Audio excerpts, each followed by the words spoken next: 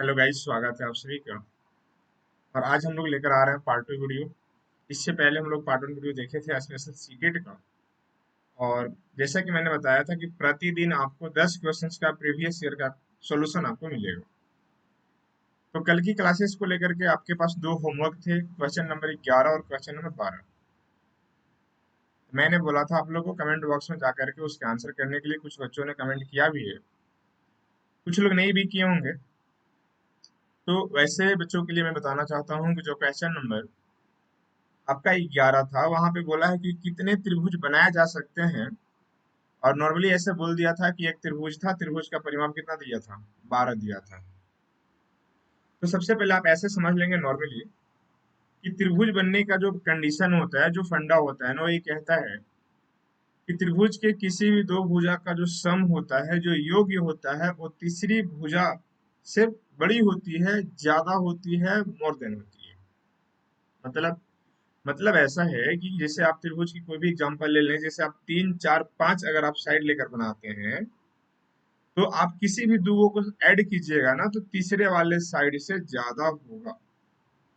ठीक है, अगर ऐसा हुआ तो ही आप त्रिभुज का निर्माण कर पाएंगे, त्रिभुज बना पाएंगे, अदरवाइज त्रिभुज आप नहीं बना पाएंगे।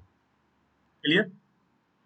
तो हमारे पास जो कल की क्लासेस था ना, उसमें एक जो 11 नंबर क्वेश्चन था, उसका यही आंसर होगा कि हम वहां पे तीन त्रिभुज बना सकते थे। कब? जब हमारे पास पेरीमीटर परिमाप 12 दिया था। कैसे कैसे बना सकते थे? तो एक तो बना सकते हैं सर 3 4 5 का, क्योंकि 3 और 4 7 और 7 5 12 हो जाएगा, वहां से बन सकता है। और एक और बन सकता था हमारे पास 2 और 5 5 का, क्योंकि 5 5 10 और 2 12 हो जाएगा। ठीक है, दो तो यहाँ से कंप्लीट हो गया। और एक और ऐसा ढूंढिए जो क्या बन सकता है। ठीक है, तो एक बन जाएगा आपका 4 4 4, यानी कि अगर ऑल साइड्स आर इक्वल कर लेते हैं आप, है ना, इक्विलेटरल ट्रायंगल कर लेते हैं, तो सर 4 4 4 साइड करेंगे तो भी उसका पेरीमीटर 12 आएगा। और 3 4 5 रहेगा तो भी उसका पेरीमीटर 12 आएगा। और 2 और 5 5 रहेगा साइड ना, तो भी उसका पेरीमीटर 12 आएगा। क्लियर? तो ज्यादातर 11 नंबर क्वेश्चन में ही बच्चों का डाउट था, 12 मैक्सिमम लोग बना चुके थे। ठीक है, और वैसे जो लोग नहीं बनाए थे 12, वो लोग का आंसर आ जाएगा 4800। क्लियर? चलिए, अब हम लोग बात करते हैं नेक्स्ट क्वेश्चन पे आगे। चलिए, तो अब हम लोग स्टार्ट कर लेते हैं आज की सेशन को। देखिए, आपके पास क्वेश्चन नंबर फर्स्ट शो हो रहा होगा। इसमें लिख रखा है कि एक गोले का जो व्यास है, वो 25% बढ़ाने पर इसके आयतन में बढ़ोतरी प्रतिशत पूछा है। सबसे पहले एक गोला आप देखेंगे, गोला होता कैसे है।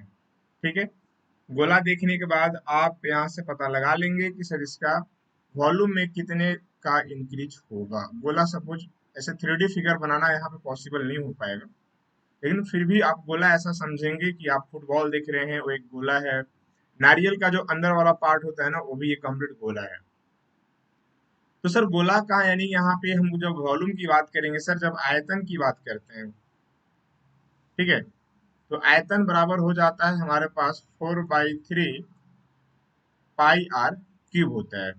तो जब कभी परसेंटेज की बात आती है ना, जब यहाँ पे इंक्रीज या डिक्रीज की बात आती है, तो जो हमारे पास गिनती की कहानी होती है ना, उसको हम लोग कट कर देते हैं और पाई को भी भूल जाते हैं। ठीक है, किसको किसको कट कर देंगे? गिनती वाले को और पाई वाले को। जैसे यहाँ पे ये पूरे को भूल जाएंगे, देन यहाँ पाई को भी भूल जाएंगे।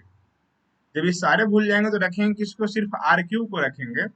और आप सबको पता होगा सर आर मतलब क्या। आप आर को ना ऐसे तो लिख ही सकते हैं कि डी बाई क्या, 2। और डी बाई 2 का ही होल क्यूब कर दीजिए। ठीक है, डी क्या है?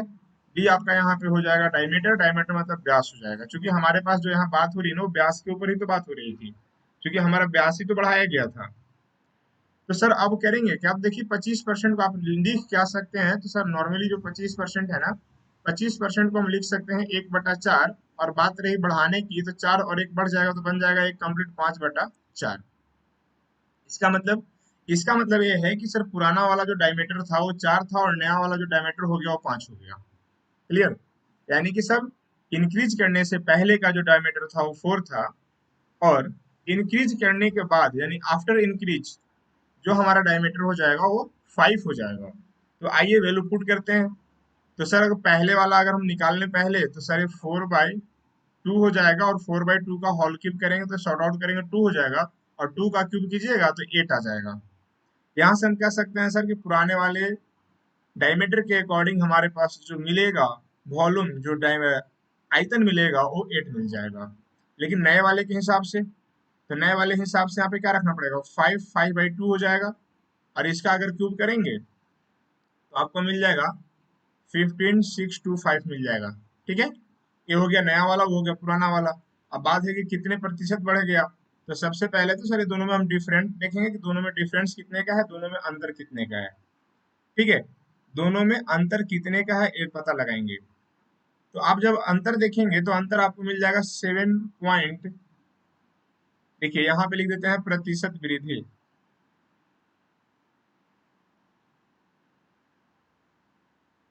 प्रतिशत वृद्धि में क्या हो जाएगा, कितने का अंतर हो जाएगा, तो सर अंतर हो जाएगा 7.625 का अंतर हो जाएगा।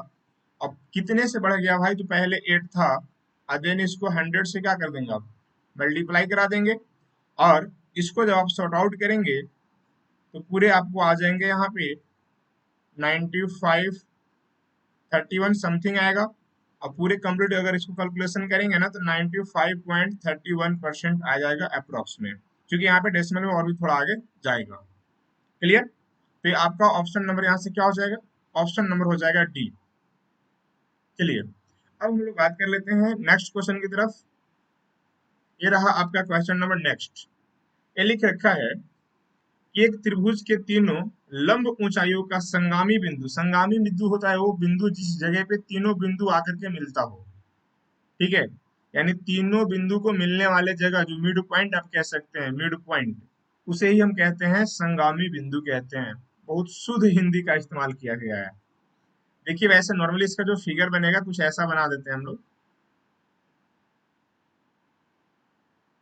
ये आपका त्रिभुज है, और अगर एक त्रिभुज है तो यहाँ पे लंब डालिए, सबसे पहले इस तरह से लंब डालिए, यहाँ पे एक और लंब इधर से डाल लीजिए, और एक और लंब आप इस यहाँ पे ऐसे क्रॉस करा लीजिए। तो जहां पे तीनों लंब एक दूसरे को क्या कर रहा है, कट कर रहा है एक दूसरे से, जहां पे मिड पॉइंट है, इस पॉइंट को ही बोला गया कि क्या उसको बोला जाता है ना, तो इसको हम लोग बोलते हैं बाबू क्या, इसको बोलते हैं लंब केंद्र बोलते हैं। क्या बोलेंगे, लंब केंद्र बोलेंगे। लंब केंद्र मतलब ऑप्शन नंबर क्या हो जाएगा, सी हो जाएगा। ये आपका थ्योरेटिकल पार्ट की चीज है। ठीक है, कि त्रिभुज के तीनों लंब ऊंचाई जिस बिंदु पे मिलते हैं उस बिंदु को क्या बोला जाता है, तो आंसर होगा सीधा आपका लंब केंद्र हो जाएगा यहाँ पे आंसर। चलिए नेक्स्ट, ये रहा क्वेश्चन नंबर थर्ड।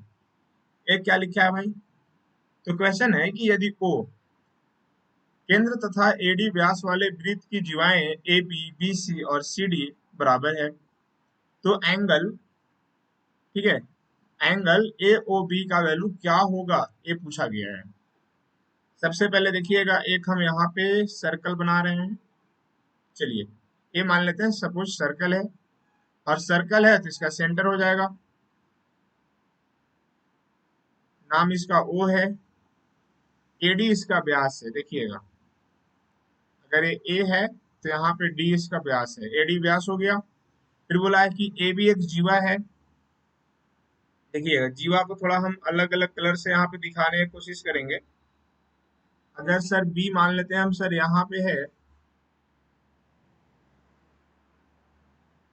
ठीक है, तो इस तरह से लाएंगे तो ए बी हो जाएगा, और इसको इस तरह से यहाँ मिलाएंगे तो बी सी हो जाएगा, और इसको इस तरह से मिलाएंगे तो सी डी हो जाएगा। और बताया गया है पहले ही कि ये तीनों जीवा आपस में क्या है, बराबर है। क्लियर, और जब तीनों जीवा आपस में बराबर है तो एक काम हम और करेंगे, जस्ट वेट, हाँ चलिए, एक काम और करेंगे कि जहां पे हमारा सेंटर है, सेंटर से ना सबको इस तरह से टच करा देंगे। ठीक है, तो यहाँ पे कुछ एंगल बनेगा, कोई एंगल यहाँ पे बनेगा और एक एंगल यहाँ पे बनेगा।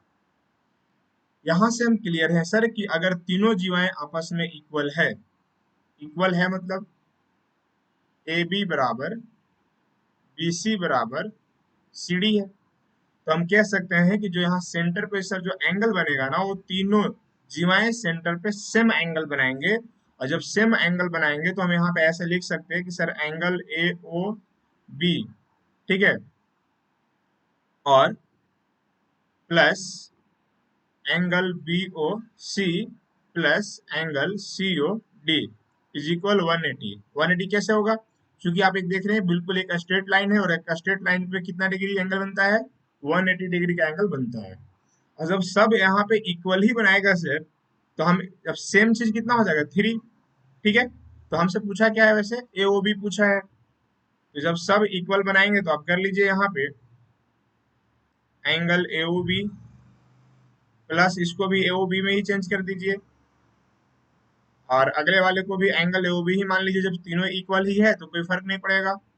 यहाँ पे हो जाएगा 3 एंगल ए ओ बी हो जाएगा बराबर यहाँ से 180 हो जाएगा। 3 से सॉर्ट आउट कर देंगे, ये 60 टाइम में कैंसिल हो जाएगा, और यही आपका आंसर भी हो जाएगा। क्लियर?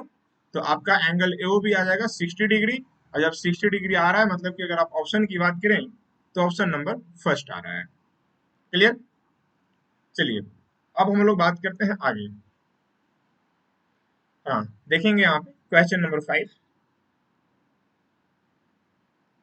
चलिए, क्वेश्चन नंबर 5 आपका बोलता है कि यदि एक समानांतर चतुर्भुज का एक कोण अपने आसन कोण का 2/3 है, तो समानांतर चतुर्भुज का सबसे छोटा कोण क्या है? सबसे पहले एक समानांतर आप चतुर्भुज बनाइए, एक पैरेललोग्राम, ठीक है। चलिए, कुछ इस तरह से हो गया। अब बोला क्या है कि चतुर्भुज का एक कोण अपने आसन कोण का 2/3 है। आसन कोण मतलब एडजेसेंट एंगल। इसमें मतलब क्या होता है कि अगर ये ए वाला एंगल लीजिएगा ना, तो अगला ए दोनों आप ले लीजिए इस तरह से। मैंने लगातार दो ठो एंगल लिया जाता है, कोई भी लगातार दो ले सकते हैं। तो यही बोला है यहाँ पे। तो हम ऐसा मान लें कि अगर सर यहाँ पे ए वाला एंगल को एक्स बोलेंगे, तो इसको हम क्या बोल सकते हैं? बोला है कि 2/3 है, तो यानी 2x/3 बोलिएगा। ठीक है सर। और आपको ये भी पता होना चाहिए कि समानांतर चतुर्भुज में आसन कोणों का जो योग होता है ना, वो 180 होता है। मतलब कुछ ऐसा है कि दो ठो लगातार किसी भी एंगल को आप यहाँ पे सम करेंगे तो 180 डिग्री एंगल बनता है। तो सर क्या आप ये कहना चाहते हैं कि x और 2x/3 को ऐड करने से क्या सर आप कहना चाहते हैं कि 180 मिलेगा? तो हाँ, बिल्कुल मैं यही कहना चाहता हूँ। क्लियर? अब यहाँ से थोड़ा सोल्यूशन करेंगे तो हो जाएगा बाबू यहाँ पे 3x प्लस में हो जाएगा 2x, और y रहेगा 3, और देन यहाँ पे आ जाएगा 180। ऊपर में ऐड करेंगे 3 और 2 हो जाएगा 5x/3, और यहाँ पे आ जाएगा 180। ठीक है। अब क्या मिलेगा सर? तो 5 से 36 टाइम में कैंसिल हो जाएगा, और 3 से जब मल्टीप्लाई कराएंगे तो सर x का वैल्यू आ जाएगा 108। तो सर x का तो 108 आ गया, हमसे तो पूछा है छोटा एंगल। तो आइए नीचे वाले में वैल्यू रख लेते हैं सर। 2 हो जाएगा, x का वैल्यू 108, और y क्या था? 3 था। 3 से सॉर्ट आउट करेंगे 36 टाइम में, और 36 टू जा आ जाएगा आपका 72। ये रहा आपका छोटा एंगल। ठीक है। और अगर ऑप्शन की बात करें तो यहाँ देखिए ऑप्शन नंबर डी, यहाँ पे 72 आपको दिख रहा होगा। क्लियर? चलिए आगे। आई होप चीजें समझ में आ रही होगी, और जो बातें दिक्कत होगा ना उससे आप कमेंट बॉक्स में कमेंट करेंगे और बताएंगे। चलिए आगे। हाँ, देखिए बहुत इंपॉर्टेंट क्वेश्चन है। लिख रखा है कि दो संख्याओं का महत्तम समापवर्तक 16 तथा उनका लघुत्तम समापवर्तक 146 हो, तो कह सकते हैं कि, क्या कह सकते हैं भाई? पहला ऑप्शन दे रखा है कि संख्याओं के ऐसे कई जोड़े विद्यमान हैं। मतलब यहाँ ये कहना चाहता है कि संख्या का ऐसे ढेर सारे पेयर हैं जो अवेलेबल हो सकते हैं। सेकंड है कि केवल ऐसा एकमात्र जोड़ा विद्यमान है। इसका कहना है कि इस हालात में सिर्फ इसका एक ही पेयर बन सकता है। और थर्ड बोला है कि ऐसा कोई जोड़ा उपलब्ध नहीं है, कोई भी ऐसा पेयर अवेलेबल नहीं है। और लास्ट में बोला है कि केवल ऐसे दो जोड़ा क्या है? अवेलेबल है, विद्यमान है। ठीक है। अब समझिएगा कि सर यहाँ पे होगा क्या रियली में। तो सर एचसीएफ अगर 16 दिया है, 16 को अगर हम फैक्टराइज करें तो 2 इंटू 2 इंटू 2 इंटू 2 इस फॉर्मेट में तो लिख सकते हैं। हाँ सर बिल्कुल लिख सकते हैं। देन अगर आप एलसीएम को थोड़ा सा फैक्टराइज करेंगे ना 146 को, तो इसको आप लिख सकते हैं बाबू 73 इंटू 2 लिख सकते हैं, बिल्कुल लिख सकते हैं। तो एक बात आप हमेशा ख्याल रखिएगा कि एक जो फंडा होता है ना रियल वाला एलसीएम और एचसीएफ का, वो कुछ ऐसा होता है कि अगर आप किसी भी नंबर को फर्स्ट नंबर को ए मानते हैं, सेकंड नंबर को बी मानते हैं, एचसीएफ को एच मानते हैं, एलसीएम को एल मानते हैं, तो कहानी क्या होता है, कहानी ये होता है कि सर जो भी यहाँ संख्या होता है और यहाँ जो एचसीएफ देख रहे हैं, एलसीएम देख रहे हैं, ठीक है, तो सर संख्या क्या करता है ना, पहले आप एचसीएफ की बात करेंगे, तो एचसीएफ में क्या होता है कि सर एचसीएफ दोनों संख्या को कट करता है, एकदम बेसिक फंडा बता रहे हैं। एचसीएफ दोनों संख्या को क्या करता है, कट करता है, लेकिन संख्या किसको कट करेगा भाई, तो संख्या सर एलसीएम को कट करता है, पहला संख्या हो या दूसरा संख्या हो, एलसीएम को गारंटी कट करता है। उतना ही नहीं सर, एचसीएफ भी एलसीएम को कट करता है। सबसे इम्पोर्टेंट बात है कि जब कभी भी आप दो कोई भी नंबर ले लीजिए और उसका अगर आप एलसीएम निकालते हैं, उसका एचसीएफ निकालते हैं, तो जो उसका एचसीएफ होगा वो एनी हाउ एलसीएम को कट करेगा। लेकिन सर क्या यहाँ पे जो आपने लिख रखा है सर, एचसीएफ जो आप 16 लिखे हैं, एलसीएम जो 146 लिखे हैं, तो ये क्या ये कट कर रहा है, तो ये तो बिल्कुल भी कट नहीं कर रहा है। तो आप यहाँ पे कह सकते हैं कि सर जो एचसीएफ है वो एलसीएम को नहीं कट रहा है, मतलब कि यहाँ पे 16 से 146 को नहीं काटा जा सकता, और जब नहीं काटा जा सकता है सर, तो यहाँ एक भी पेयर अवेलेबल नहीं होगा, कोई भी पेयर नहीं बनेगा। ठीक है, क्यों नहीं बनेगा, क्योंकि सर एचसीएफ से एलसीएम डिवाइजेबल नहीं है। ठीक, तो सर ऐसा ऑप्शन आप सीधा मारेंगे ऑप्शन नंबर सी को, कि ऐसा कोई जोड़ा यहाँ पे अवेलेबल नहीं है। क्लियर, ये भी एक अपने आप में थ्योरेटिकल टाइप से क्वेश्चन था। चलिए आगे बढ़ते हैं। चलिए ये रहा क्वेश्चंस। आज लगता है ना मैक्सिमम क्वेश्चंस आपका ना एक थ्योरेटिकल बेस पे ही है। हाँ चलिए, ये लिख रखा है कि समबाहुभुज का प्रत्येक आंतरिक कोण होता है, कितना होता है भाई, ठीक है, तो ये आपका हो जाता है सीधा, ये फॉर्मूला याद रखिएगा, याद करने का चीज है। समबाहुभुज का प्रत्येक आंतरिक कोण जो होता है n-2, ऐसे n-2 इंटू 180 और बाई n होता है, ठीक है, ये होता है समबाहुभुज का प्रत्येक आंतरिक कोण, इंटरनल एंगल होता है, इसको याद रखिएगा। नेट, ये है आपका क्वेश्चन नंबर 8 नंबर। क्या है भाई, तो ये लिख रखा है कि एक वर्ग का परिमाप 24√2 सेंटीमीटर है, इसका विकर्ण बताना है। सोचिएगा सर, सबसे पहले परिमाप बोला है, पेरीमीटर बोला है, वो भी वर्ग का, तो परिमाप बराबर तो हम लोग जानते हैं सर कि 4a होता है, बढ़िया है। तो ए है सर 24√2, और हम लोग जानते हैं सर कि 4a होता है, तो 4 से सीधा काट देंगे, 6 टाइम में कैंसिल हो जाएगा। तो ए मतलब क्या है, ए मतलब यहाँ पे भुजा है, वर्ग का भुजा है, साइड है, ठीक है। ए क्या डिनोट करता है यहाँ पे, तो सर ए इस बात को डिनोट करता है कि स्क्वायर का क्या है, साइड है, भुजा है, बढ़िया बात है। अब आते हैं, इसका विकर्ण पूछा है, तो सर इसका विकर्ण मतलब क्या, डायगोनल, ठीक है। और विकर्ण होता है मेरे भाई क्या, तो सर विकर्ण होता है a√2, a√2, इसी को √2 ए भी बोलते हैं, कोई फर्क नहीं पड़ेगा। ए मतलब भुजा, भुजा यहाँ से आपको 6√2 दिख रहा होगा, और एक और √2 आपके पास ऑलरेडी था, तो ये जब ये √2 और √2 आपस में गुना होगा ना, तो 2 बन जाएगा, और 2 बन जाएगा तो 6 पहले से था, और 2 6 दूना कितना हो जाएंगे, 12 आ जाएगा। क्लियर, तो 12 आ जाएगा इसका डायगोनल, इसका विकर्ण आ जाएगा 12। ऑप्शन की बात करें तो आ जाएगा ऑप्शन नंबर डी हो जाएगा। क्लियर है यहाँ तक, चले आगे देखिए। हाँ ये रहा क्वेश्चन नंबर 9। लिख रखा है कि निम्न में इकाई के स्थान पर कौन सी संख्या आएगा, मतलब यहाँ पे समझना भाई साहब कि यहाँ पे यूनिट डिजिट आपसे पूछा है, यूनिट डिजिट पूछा है, यूनिट डिजिट यानी यूनिट प्लेस पे कौन सा डिजिट आएगा। ठीक, कुछ कुछ इसका रूल होते हैं, मैं पूरा रूल को तो यहाँ नहीं करेंगे जिक्र, लेकिन इतना जरूर करेंगे कि एक होता है यहाँ पे एंटोबायोटिक, एंटोबायोटिक रूल होता है, वो एंटोबायोटिक रूल क्या होता है उसको समझ लीजिएगा। वरना नहीं तो थोड़ा सा हम चर्चा भी कर देंगे यहाँ पे, देखिएगा, थोड़ा सा हम चर्चा करते रहे। जैसे हमारे पास जो यूनिट होते हैं, मतलब यहाँ पे जो डिजिट होते हैं, वो डिजिट कंप्लीट कहाँ से हो सकते हैं? तो सर टोटल डिजिट होते हैं 10। कौन कौन? तो जीरो से स्टार्ट कीजिएगा और 9 तक चले जाइए, जितने सारे हैं वो सबका सब क्या है? डिजिट है। ठीक है।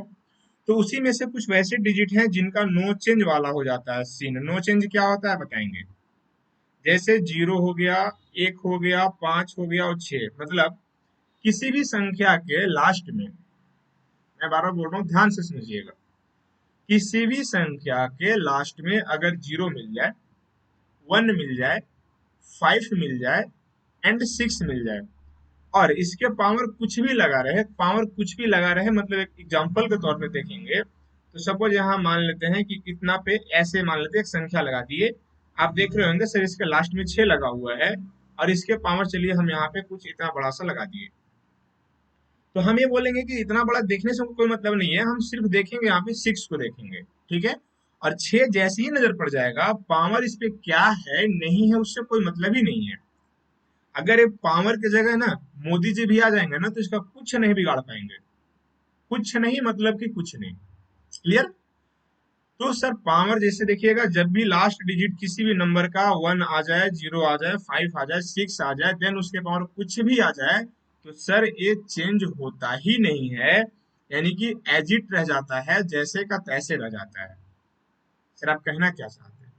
कहना तो हम यही चाहते हैं मेरे भाई, कि यहाँ पे जो 751 देख रहे हैं ना, जो यहाँ लास्ट में वन है, ये जो वन के पावर 751 लिखा हुआ है ना, इसका कुछ नहीं बिगाड़ पाएगा। आप जब इसके सॉल्यूशन की बात करेंगे तो सर यहाँ पे डायरेक्टली वन लिख देंगे। ठीक है। अब आगे क्या था? इनटू है। अब सर यहाँ पे जो 263 है ना, यहाँ पे जो 263 है, मैं यहाँ पे सिर्फ थ्री को बात करेंगे। ठीक है। हाँ, अब एंटोबायोटिक रूल क्या होता है भाई, उसको समझते हैं। एंटोबायोटिक रूल ये होता है, जो हर जगह काम करता है, कि सर किसी भी नंबर के पावर, कुछ भी पावर रहे, उस पावर को हम चार से भाग करते हैं, और चार से भाग करने के बाद जो हमें शेषफल मिलेगा, जो हमें रिमाइंडर मिलेगा, उस रिमाइंडर को जो फिर भी बचे नंबर के हम पावर लगा देते हैं। सर नहीं समझे? आइए ऐसे समझिएगा। अब मेरा कहने का मतलब यह है कि जैसे आप 263 के पावर जो आप 271 देख रहे हैं, पहले जो 271 है ना, पहले आप इसको चार से भाग कर लीजिए। ठीक है। तो चार से भाग करेंगे तो चार छक 24 हो जाएगा, आपका यहाँ से तीन बचेगा, बगल से वन, और फिर से चार से पे आ जाएगा 28, यहाँ माइनस करेंगे मिल जाएगा थ्री। तो हमारा कहने का मतलब यही है कि जो यहाँ लास्ट में जो शेषफल आपको जो थ्री मिला ना, तो वो थ्री को ही हम पावर बना लेते हैं। पावर बना लेते हैं मतलब ऑलरेडी इसका बेस वैल्यू हमारा तीन दिख रहा था, और इसका पावर भी हम तीन ही रख लेंगे। ठीक है। यही मेरा कहना था। और उसी तरह से यहाँ फिर से हम 138 को भी अगर हम भाग करते हैं, तो आप भाग दे लीजिए सीधा, चार तिया की 12 हो जाएगा। ठीक है। और चार तिया की जब 12 हो जाएगा, तो आपके पास यहाँ एक बचेगा, एक जाकर के 18 हो जाएगा, चार चौके 16 हो जाएगा, दो बच जाएगा। तो यहाँ पे हम सिर्फ लिखेंगे सेवन, और सेवन के पावर दो बचेगा। दो कहाँ से आया होगा, समझ में आया होगा। ठीक है। 138 को फिर से आप चार से इसी तरह से भाग करेंगे, और भाग करने के बाद देख लेंगे जो लास्ट में बचेगा वही, तो आपका लास्ट में दो बचेगा। फिर इसको पकड़ेंगे यहाँ पे 339 वाले को, और इसके भी पावर 339 है, तो नाइन का एक स्पेशल केस भी होता है। ठीक है। नाइन का स्पेशल केस भी होता है, और एंटीबायोटिक वाला तो काम कर ही जाएगा। नाइन का स्पेशल केस क्या होता है देखिएगा, थोड़ा सा बता दे रहे हैं। नाइन का स्पेशल केस यहाँ पे बाबू पावर रहता है ऑड, और एक हाथ में दे देते हैं इवन। ठीक है। तो सर अगर मतलब किसी भी संख्या का लास्ट में अगर नाइन दिख गया, और पावर को सिर्फ एक नजर में देखेंगे कि पावर ऑड है कि इवन है। ऑड मतलब विषम संख्या, और इवन मतलब सम संख्या। तो आप देख पा रहे हैं कि सर अभी तो आपका विषम है, तो बाबू जो विषम है ना, तो ये नाइन ही रह जाएगा, और जब यहाँ सम होता ना, तो वन हो जाएगा। मतलब सर फिलहाल के लिए, तो फिलहाल के लिए बाबू इसका जो यहाँ मिलेगा वो नाइन मिल जाएगा। ठीक है। और एक फोर का भी इसी तरह का एक रूल होता है। फोर का क्या रूल होता है? तो इसको भी इसी में बांट देते हैं, एक ऑड लगा देते हैं और एक लगा देते हैं इवन। ऑड इवन क्या रहता है? पावर रहता है। तो सर अगर चार के भी पावर यहाँ पे मान लेते हैं ऑड रहेगा, तो सर चार का चार ही हो जाता है, और अगर यहाँ इवन हो जाएगा तो 6 हो जाता है। क्लियर? इसमें 4 से भाग देने की कोई जरूरत नहीं पड़ती है, लेकिन आप 4 से भाग भी देंगे तो कोई फर्क नहीं पड़ेगा, सेम चीज आता है। अब आइए इधर सोल्यूशन करते हैं। सर यहाँ पे हो जाएगा 1 का तो 1, 3 का क्यूब करेंगे तो 27, 27 का ऐसे लिखेंगे और यहाँ से आ जाएगा 49 और 9 को सिर्फ ऐसे लिख देंगे। अब क्या करना होता है, सिर्फ यूनिट डिजिट को पकड़िए, यहाँ से भी पकड़िए, यहाँ से पकड़िए और ये 1 को पकड़िए। देखिएगा 7 एकम 7 और 7 नवा 63, 3 हो जाएगा और 3 नवा 27, 27 का लास्ट वाले सम को मतलब है बाबू सिर्फ 7 से मतलब है, यानी कि आपका ऑप्शन नंबर चला जाएगा सेकंड हो जाएगा यहाँ पे सही आंसर। यानी कि हमारा जो क्वेश्चन था उसका इकाई स्थान पे यूनिट प्लेस पे हमारा 7 मिलेगा। आई होप बातें समझ पाए होंगे। और अगर मान लेते हैं सर इसका बेसिक कहानी क्या होता है यूनिट डिजिट का, तो पीछे एक वीडियो आपका कहीं मिलेगा चैनल पे, आप जाकर उस वीडियो को देख लेंगे। वहां पे बहुत बारीकी से बताया गया है कि यूनिट डिजिट को हम कैसे फाइंड आउट करते हैं। क्लियर? चलिए आगे चलते हैं। ये रहा आपका क्वेश्चन नंबर 10। लिख रखा है कि कुछ पुरुष किसी कार्य को 60 दिन में कर सकते हैं। यदि 8 पुरुष कम हो तो यह कार्य 10 अधिक दिन में पूर्ण हो सकेगा। तो पुरुषों की संख्या पूछा है। हमें नहीं पता भाई साहब कि स्टार्टिंग में कितने पुरुष हैं। हम मान लेते हैं सर स्टार्टिंग में पी पुरुष होंगे और तब हमको 60 दिन काम करने में लगता था। फिर क्या हुआ कि सर अगर 8 गो पुरुष कम होते तो भैया पहले पी पुरुष थे तो अब 8 गो कम कर दिए, और अब जो काम करने में समय लगता है 10 दिन अधिक लगता है। 10 दिन अधिक का मतलब क्या, पहले तो सर 60 दिन लगभग करता था, अब 10 दिन अधिक हो जाएगा तो 70 दिन लगना शुरू हो जाएगा। तो यहाँ पे कंप्लीट गुना करेंगे तो ये 60 पी हो जाएगा, इधर से गुना करेंगे बाबू तो 70 पी हो जाएगा, और देन यहाँ पे एक मिनट 560 आ जाएगा। तो अब ये 560 को इधर भेज देंगे तो माइनस है, अभी माइनस है तो प्लस में चला जाएगा। तो आप कंप्लीट ऐसे लिख सकते हैं कि सर 10p का वैल्यू आ जाएगा इतना सा। आप एक जीरो से एक जीरो सीधा कट कर दीजिए, सर p का वैल्यू हमारे पास 56 निकल कर आ गया। आप कह सकते हैं कि सर स्टार्टिंग में मेरे पास 56% थे, यानी ऑप्शन नंबर यहाँ से देखें तो सर है सेकंड स्थान पे, लेकिन वहां पे सी लिखा हुआ है, ध्यान से समझिएगा। क्योंकि कभी कभी ना रेलवे वाला जो क्वेश्चन पूछता है ना वो लगेगा कि सर दूसरा नंबर पे है, और दूसरा नंबर पे है मतलब कि ऑप्शन बी जाएगा, लेकिन देखिए यहाँ प्लस चेंज किया हुआ है, दूसरा नंबर पे जरूर है लेकिन नाम वहां पे सी लिखा हुआ है, तो हम इसको ऑप्शन सी ही बोलेंगे। ठीक है, तो चलिए आज का ये सेशन तो फिनिश हुआ, लेकिन प्रतिदिन की भांति आज भी आपके पास 2 क्वेश्चन होमवर्क रूप में है। आप उसको करेंगे स्क्रीनशॉट, या फिर जैसे भी आप उसको अच्छे समझें, ठीक है, और उसको आप लिखिएगा। देखिए ये रहा क्वेश्चन नंबर 11। ठीक है, इस क्वेश्चन का आंसर कितना होगा, जाएंगे कमेंट बॉक्स में, और कमेंट बॉक्स में जाकर के आप लोग इसका कमेंट करेंगे। देन ये रहा आपका दूसरा नंबर क्वेश्चन होमवर्क का। इसका भी आंसर क्या आएगा, इसका भी आप लोग आंसर जाकर के होमवर्क कमेंट बॉक्स में करेंगे। ठीक है, तब तक के लिए बाय, फिर मिलेंगे हम लोग नेक्स्ट वीडियो में, और आप लोग कमेंट में जरूर जाकर बताएंगे कि आज का सेशन आप लोग को कैसा लगा।